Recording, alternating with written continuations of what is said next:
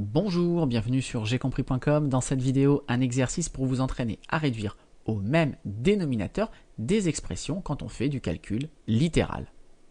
Comme d'habitude, dans un premier temps, je vous laisse faire pause, cherchez bien et on se retrouve tout de suite après pour la correction. Allez, on passe à la correction. Ce qu'il faut bien avoir en tête, c'est que pour additionner ou soustraire des fractions, il faut le même dénominateur. Par exemple, si on fait 2 tiers moins 1 quart, qu'est-ce qu'on va faire? Eh bien, on va multiplier en haut et en bas la première fraction par 4 et on va multiplier en haut et en bas la deuxième fraction par 3. Ainsi, on aura bien à chaque fois le même dénominateur. Eh bien, en calcul littéral, ici, c'est exactement la même chose.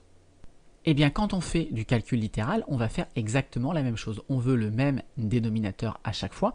Donc, la première fraction, je vais la multiplier par x plus 2 en haut et en bas. Et la seconde fraction, je vais la multiplier par x moins 1 en haut et en bas. Donc, c'est ce que j'ai écrit ici. J'ai multiplié par x plus 2 en haut et en bas. Donc, je mets bien ici des parenthèses. Les signes multipliés, je ne les ai pas mis. Ils sont sous-entendus. Et donc, la deuxième fraction, je multiplie par x moins 1 en haut et en bas. Même chose, je mets bien des parenthèses. Et je sous-entends les signes multipliés. Je ne les ai pas notés. Donc, maintenant, j'ai le même dénominateur. Donc, je le garde, ce dénominateur commun. Donc, je vais mettre x moins 1 facteur de x plus 2. Et petit conseil, le dénominateur, ici, quand vous avez un produit, ne le développez jamais. En fait, ça ne sert à rien. C'est pas grave si vous développez, mais ça ne sert à rien. Donc, gardez-le plutôt ici sous forme factorisée. Je n'y touche pas. Donc, je fais ma soustraction de fractions. Donc, je garde le même dénominateur et je vais donc soustraire les numérateurs. Et donc là, je vais recopier 3 facteur de x plus 2 moins donc x facteur de x moins 1. Et là, autre petit conseil, ne développez pas tout de suite, écrivez l'opération ici avec les numérateurs, avec un seul trait de fraction, et seulement après on va développer, ça va vous éviter quelques erreurs de signes.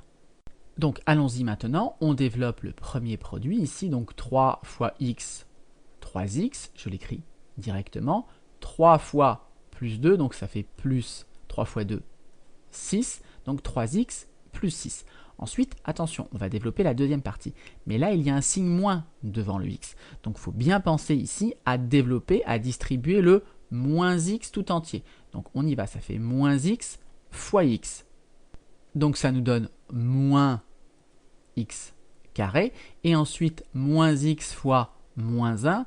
Attention, moins x fois moins 1. Moins par moins, ça va faire plus. Et x fois 1, ça fait tout simplement x. Donc, ici, ça fait plus x. Donc ici, soyez bien vigilant quand vous avez un moins devant un produit. Pensez bien à distribuer également le signe moins. Il ne nous reste plus qu'à réduire et ordonner. Donc les x carrés, il y a moins x carré. On n'oublie pas le signe devant. Donc des x carrés, j'en ai moins 1. Donc j'ai moins x carré.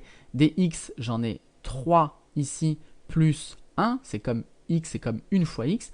Donc ça me fait 4x. Et il me reste ensuite plus 6. Et donc voilà ce qu'il fallait trouver. Alors si vous voulez continuer de vous entraîner sur ce type de calcul, je vous propose l'exercice suivant et vous trouverez dans la description un lien vers la vidéo où cet exercice est corrigé. Voilà, comme d'habitude, si vous avez apprécié cette vidéo, eh bien n'hésitez pas à la partager et à la liker.